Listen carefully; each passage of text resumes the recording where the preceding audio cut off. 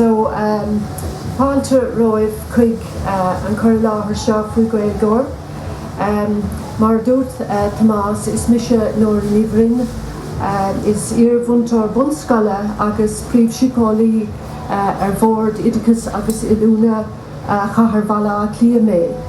Agus tá mé obair le cúpla bliana inis ar GaelGoer, agus is GaelGoer an céad app cumarsáide sa Gaeilge. Agus an aimimetá gain le GaelGoer ná labhairt na Gaeilge ar gach le bhéal a chur chun cín tríd an app seo.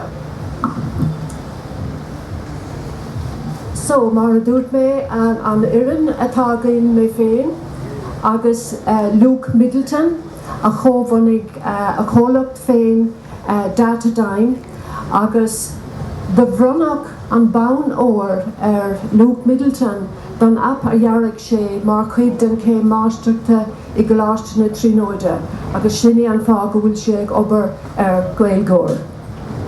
Tá féileach an omra ag obair linn ar na cadre poblaí, agus eán cáde agus daoine cosúla a bhach Simon ag obair linn ar astrucáin agus rudí mar sin. Is tionscadal passion GaelGoer, ní léon dáanta sí ná rudar bé mar sin againn tá chuid airgid féin in éistethe againn in GaelGoer an sin agus an Gaeilge an sprug atá againn. Now, tá míid I bhádro fada conas is féidir London as.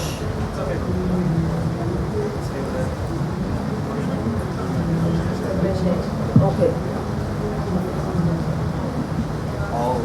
An dara ceann. Sinna céad ceann, an céad ceann eile. Okay, so cadá sa dánig an smaoinemh seo faoi GaelGoer. So nó ddraigh mé seas mo chuid gnó, thosaigh mé ag eolam an Gaeilge, agus bhog mé isteach go chathair bhalla clia áit re cónaí orm. Agus ag bog a timpeall ar an mos agus an choras úmpar poblaí, agus ag dul isteach sna teachtárna agus na caféna agus na siopaí. Ba chola mé na teangacha álinn a bhíonn le clostáil ar fuaid na tíre.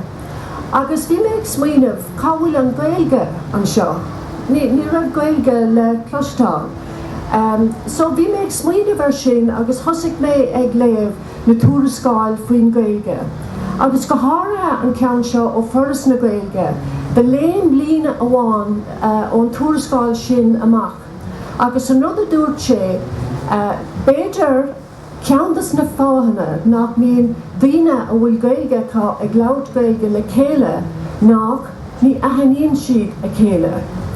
Agus tá is a gan faoin seanachil a hanón círóg eile, ach ní ahanón chainteoir Gaeilge eile I Ballamór nó I chathair, nó in áitina agsúla.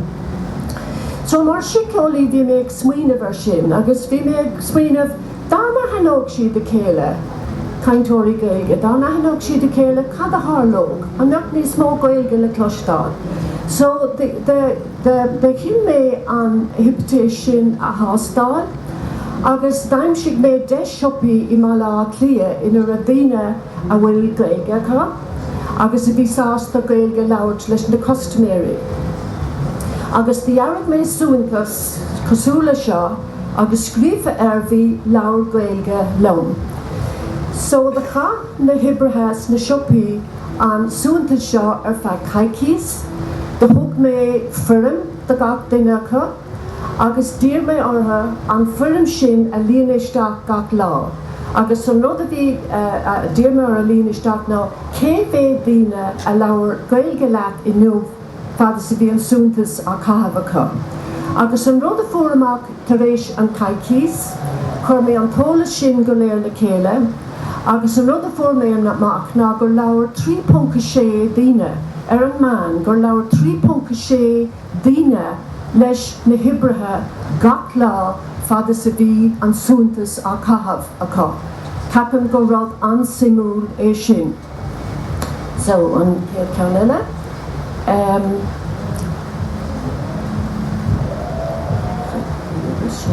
Okay, so the Cuireann survey le chéile an sin.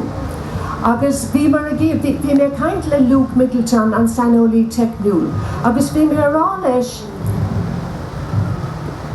ba ceart cymneach réad rud éigean san technolíocht nó aimsreach a chomhróg linn leis an rud seo, go nathe nó GaelGoer eile. So the Cuireann survey le chéile chun áil amach an meach simmeach daoine is survey mar seo. Agus fuair ólas an tábhachtach dúinn. Go bhí ansimmeach na daoine níos óige in san app agus dúirdar gnúsáidteach siad an app. Na daoine níos sinne maybe cosú lomse bíidir os muoine bhúntaach é ach beidir nach gnúsáidtin é. Ach an rud is mó a fuair amach ná.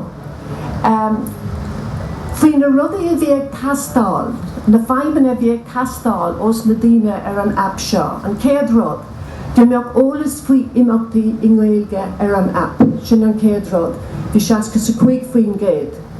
Chuige san é faoin géad bhíidir ag lorg mappa ar an mbeadh eolas faoi siopaí agus tithe agus lóistín agus mar sin de.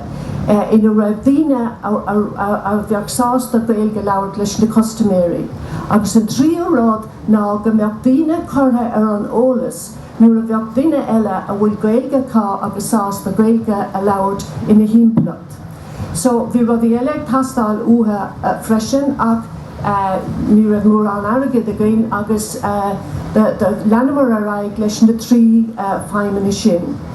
So, tá mé ag obair ar an app ar feadh ceithre bliana anois ó timpeall an ama sin, chuirmar iarratas isteach go dtí an séala Eorpach teanga, agus de bhronach an séala Eorpach teanga orann feithe san éideag. Agus an rud a dhéann sé sin dúinn ná de thug sé misneach dúinn leanúnta raig leis an obair. So, na príomhfeidhmeanna. So an céad aim atá ar an app ná eolas bhí imeachtaí i Gaeilge. Agus nuair a osclaíonn tú imeachtaí ar an app, sin an liste a hagann suas ar an app. Agus an sin an liste, agus má bhrónn tú ar chur imeacht leis, tagann an foirm seo suas agus líonann tú suas an foirm sin, agus sin mar a hagann na himeachtaí suas ar an app. So sin an céad aim atá ar an app ná imeachtaí. An céad ceann eile eolas faoi siopaí agus mar sin de ina bhfuil daoine ag obair a bhfuil sásta Gaeilge labhairt leis na customéirí. Agus sin an sais fógra a hagann suas animanáid, na daoine atá in san gnó sin atá sásta Gaeilge labhairt leis na customéirí, tugad sé an na tóracha duit don áid. Agus an céad ceann eile. Sin mar atá siad ar an appa, na pins seo, sin iad na háiteanna ina bhfuil na gnóhanna ina bhfuil daoine atá sásta Gaeilge labhairt. Agus brún tú ar mar hapla ar an ceann sin, agus tagann an eolas faoin gnó sin suas ar an mappa ar an app, agus tugann sé an tólas duit faoin duine atá sa gnó sin atá sásta Gaeilge a labhairt leat. An sin tá lámh suas, an céad ceann eile. So tá lámh suas. Na daoine go léir atá chláirithe ar an app, tagann siad suas ar an mappa ar lámh suas. Na daoine sa tír seo, agus na daoine na Stáit Aontaithe ag clárú ar an app faoi láthair, agus mar sin de.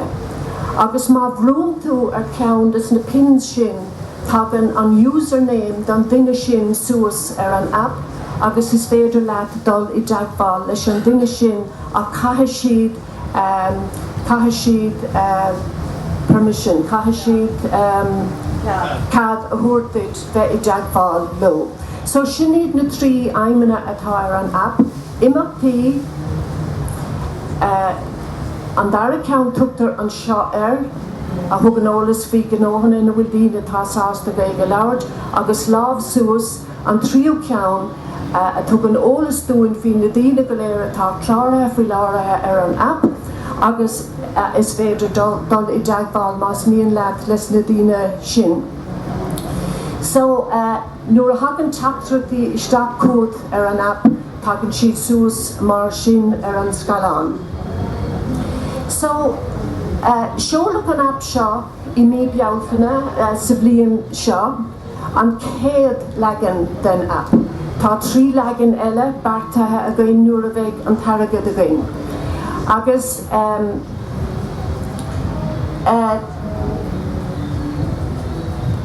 tá sé antábhachtach a rá anois, is libse an app seo inis.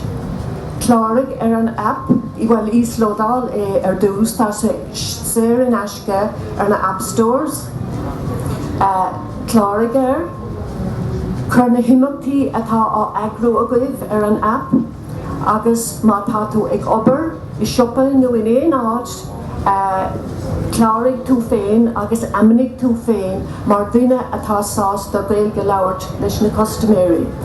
So gur míle maith agaibh as bheith géisteach le nó faoi GaelGoer agus gur míle maith agaibh Tomás as an cura a thugtú dom labhairt libh I neomh. Gur míle maith agaibh.